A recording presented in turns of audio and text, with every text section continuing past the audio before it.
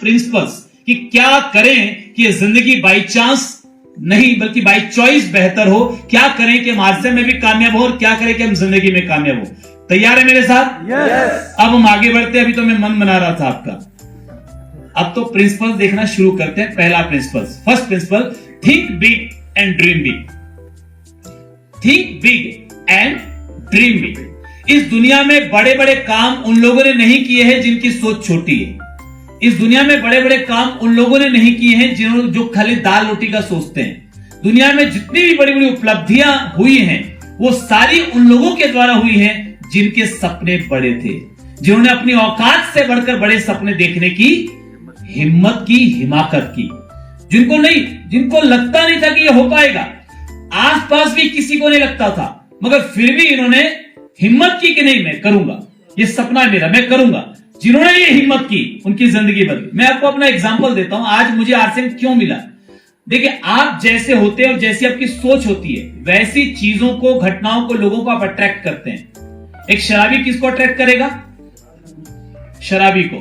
एक जुआरी को आप किसी भी अनजान शहर में ले जाके छोड़ दो, शाम तक उसको 4 जुआरी और मिल जाएंगे जुए खेलने के लिए।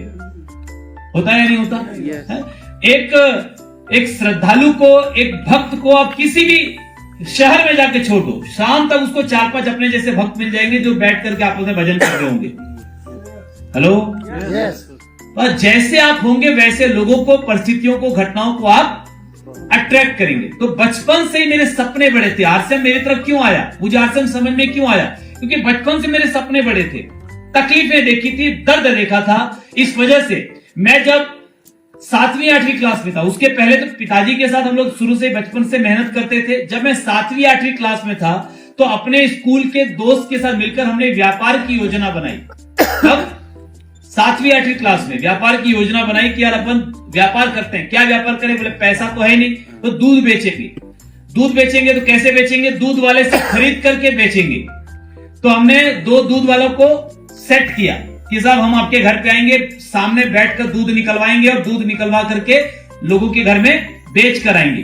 तो हमने लोगों से ऑर्डर लिया कि भी आपके घर में दूध चाहिए कि हम हर दिन ला के देंगे, और इस तरीके से हम निकालते थे, ले जा करके देते थे। और हम लोग प्लानिंग बनाते थे, 1 लीटर दूध में हमको 2 रुपए बचता था। तो हम प्लानिंग बनाते थे कि धीरे धीरे धीरे धीरे हम अपने कस्टमर्स बढ़ाएंगे।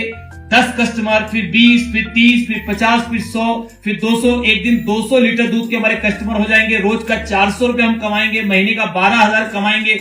उस समय लगभग 7-8 हजार की गाय आती थी, तो 3-4 हजार के हमारे कुछ दूसरे खर्चे होंगे। हम 8 हजार की गाय खरीद के लाएंगे, तो एक गाय लाएंगे, फिर उससे क्या होगा, वो 10 लीटर दूध देगी। अब 190 लीटर हम बाहर से लेंगे, 10 लीटर तो हमारी गाय दे देगी।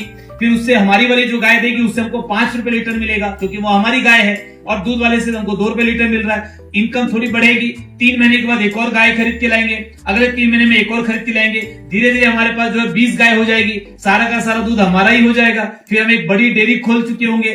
फिर हम किसी और अपने फ्रेंड्स को भी ये बिजनेस बताएंगे कि तुम हमारे पास से दूध लेकर के जाओ। मतलब बचपन से ही दिमाग में नेटवर्किंग का कीड़ा चल रहा था कि यार मुझे संगठन बना के काम करना है।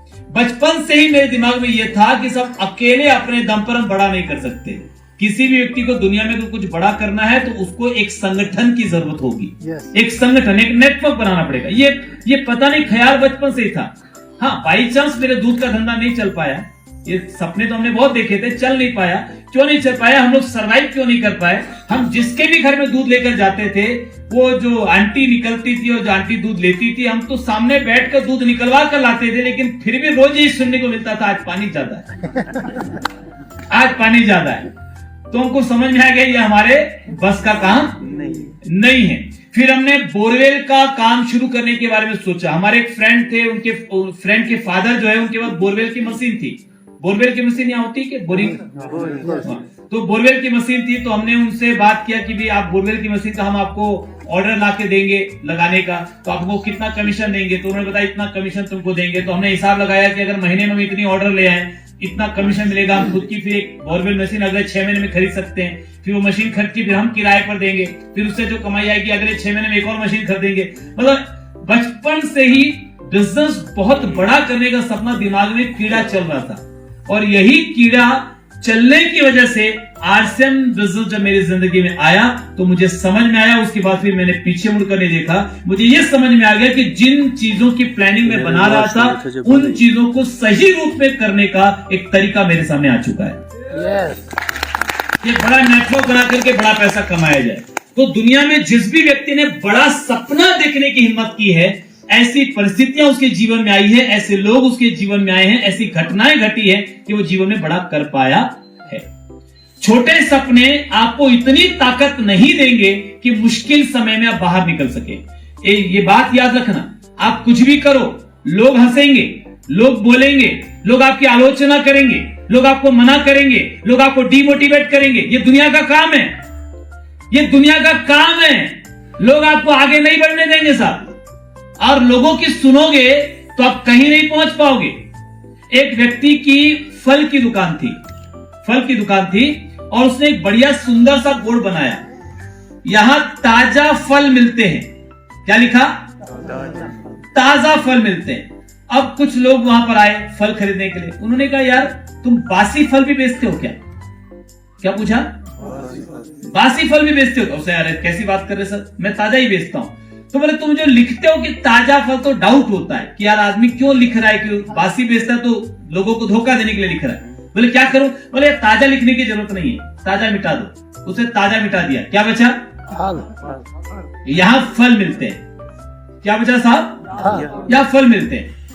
अगले दिन कोई और व्यक्ति आया, बोला साहब खिलौने भी बेचते हो क्या? क्या पूछा? देखो दुनिया कैसी है, थोड़ा ध्यान से समझना। बोले खिलौने भी बेचते हो क्या? बोले नहीं, मैं तो फल ही बेचता हूं। तो बोले फिर लिखने की क्या जरूरत है, फल बेचता हूं। अरे तुम्हारे शोकेस में सामने सामने रखे फल तो दिख रहे हैं, फिर लिखने की क्या जरूरत है? बोले क्या करो? बोले फल मिटा दो। तो उससे फल मिटा दिए, क्या बचा?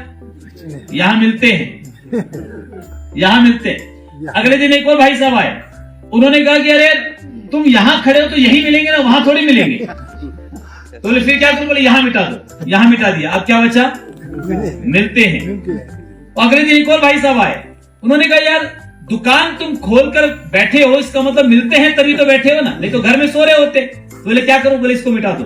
उसको भी मिटा दिया, क्या बचा? कुछ नहीं साहब। अच्छा, बात यहीं तक होती तो भी कोई और बात थी, बात यही नहीं रुकी। अगले दिन एक और भाई साहब आए और उन्होंने कहा कि साहब पागल आदमी रखते हो। बोला क्यों? बोले इतना सुंदर बोर्ड खाली रखा हुआ है। तो बोले क्या करो? बोले कुछ तो लिखो। बोले क्या लिखो? अरे बोलो लिखो यहाँ पर ताजे फल मिलते हैं।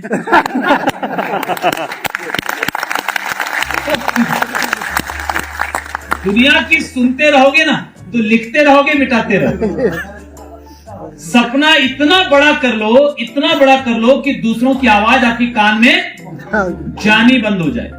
लोगों के विरोध, लोगों की आलोचनाएं, लोगों के ताने, लोगों के फिक्रे आपके कानों में जाने बंद हो जाए। बहरे हो जाओ कुछ समय के लिए, और ये बहरे आप तब हो पाएंगे जब आपके सपने बड़े होंगे। The future belongs to those who believe in the beauty of their dreams. ये भविष्य उन्हीं लोगों का है जिनके अंदर सपने देखने की हिम्मत है, जो सपने देख सकते हैं कि साहब आज कुछ भी नहीं है, लेकिन सपने बड़े होने चाहिए, आसमान पे होने चाहिए।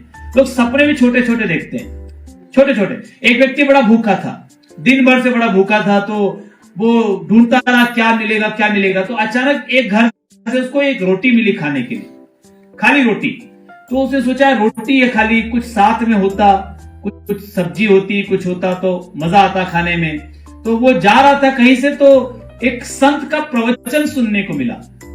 कोई संत प्रवचन दे रहे थे कि सब जैसे भाव होंगे वैसा आपके जीवन में परिणाम आएगा, जैसा सोचेंगे वैसा फील करेंगे, वैसा महसूस करेंगे, वैसी चीजें होंगी। तो वो गया एक पेड़ के नीचे बैठा, बोला संत ने बोला जैसा सोचोगे वैसा महसूस करोगे। तो मैं सोचता हूं कि मेरे पास जो ना चटनी है, मेरे पास चटनी है। तो उसने क्या किया, एक पेड़ का पत्ता तोड़ा, रखा सामने में, हाथ में रोटी पकड़ी, आंख बंद की और मन में फील किया कि इस पत्ते में चटनी है। और वो रोटी तोड़ता था, पत्ते में लगाता था, खाता था, उसको वाकई में चटनी का टेस्ट आने लगा। उसको लगा यार बात तो सही है, होता तो है। तो मजा आया, बिल्कुल मजे मजे में खा रहा है। उधर से एक व्यक्ति गुजरा, उसने देखा यार ये आदमी पागल है, रोटी ले रहा है, पत्ते में लगा रहा है, खा रहा है, ये कर क्या रहा है। उसने बोला भाई साहब क्या कर रहे हो? बोला रोटी और चटनी खा रहा हूं। बोला चटनी कहां है? बोला फील कर रहा हूं, फील कर रहा हूं। सपना मेरे मन में सोचा कि चटनी है तो मुझे चटनी का टेस्ट आ रहा है। तो उस आदमी ने कहा कि अरे कमबख्त, तुझे दुनिया में सबसे अच्छी चटनी लगती है?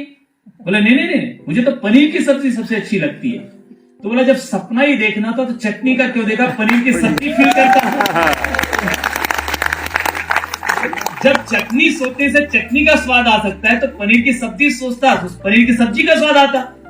हेलो, ये देखना सपना है वो भी छोटा, उसमें कौन से पैसे लग रहे, सोचना ही तो है। लेकिन सपना बड़ा देखोगे ना साहब तो उससे परिणाम बड़े आएंगे। जितना बड़ा सपना देखोगे परिणाम उतने बड़े आएंगे। तो आज जो भी सपना आपने अब तक बना रखा था, आज उस सपने को बड़ा कीजिए और मैं आपको यकीन दिलाता हूं अगले 2 से 5 साल में आप अपना हर बड़े से बड़ा सपना पूरा कर सकते हैं। Make your dream bigger than your fear. अपने सपनों को अपने डर से बड़ा बनाइए। हम लोग कोई भी कदम क्यों नहीं उठा पाते? क्योंकि हमारे मन में डर होता है। क्या डर होता है? लोग क्या सोचेंगे, लोग क्या बोलेंगे, फेल हो गया तो क्या होगा, नहीं कर पाया तो क्या होगा, नहीं हो पाया तो क्या होगा, सफल नहीं हो पाया तो क्या होगा, कोई मना कर देगा तो क्या होगा, कोई ना बोल देगा तो क्या होगा। जितने लोग जिंदगी में नेटवर्क मार्केटिंग में, आरसीएम बिजनेस में नाकामयाब होते हैं, उनमें से अधिकतर लोग लोगों की ना सुन के नाकामयाब नहीं होते। लोग ना बोलते इसलिए नाकामयाब नहीं होते, बल्कि इसलिए नाकामयाब होते हैं कि लोग ना बोलेंगे ये सोचकर वो लोगों के पास जाते ही नहीं। हेलो, लोग ना बोलेंगे ये सोच के वो लोगों के पास जाते नहीं। इसका मतलब क्या है? उनका डर, उनका डर उनके सपने से बड़ा है, सपना छोटा है। और जब भी डर लगे लोगों की ना का, तो याद रखना आपका सपना छोटा है, अपने सपने को इतना बड़ा कर दो कि वो डर छोटा पड़ जाए। मैं आपको एक छोटा सा एग्जांपल देता हूं। मान लो किसी व्यक्ति के घर में आग लग गई और उस घर में पूरा धू धू करके घर जल रहा है और 10,000 रुपए अंदर रखे हुए हैं। वो बाहर खड़ा है, किसी वजह तरीके से बाहर निकल गया, अंदर 10,000 छूट गए, लेने जाएगा? घर जल रहा है पूरा, कुछ भी हो सकता है, खतरा है। अंदर गया तो वापस आएगा कि नहीं आएगा गारंटी नहीं है। 10,000 रुपए लेकिन अंदर है, जाएगा? जाएगा? 20 हो तो नहीं। लेकिन अगर बच्चा अंदर छूट गया है तो जाएगा। फिर तो चाहे सब कुछ भी हो जाए, अपन पूरी जान लगा देंगे, क्योंकि बच्चे का सवाल है। इसका मतलब डर अभी भी वही है, सपना बड़ा होगा। आप एक्शन तभी ले पाओगे जब आपका सपना आपके डर से बड़ा होगा। बात समझ में आ रही है तो बोलिए हाँ। समझ में आ रहा है साहब? आपका सपना इतना बड़ा बनाइए कि वो डर से बड़ा हो जाए।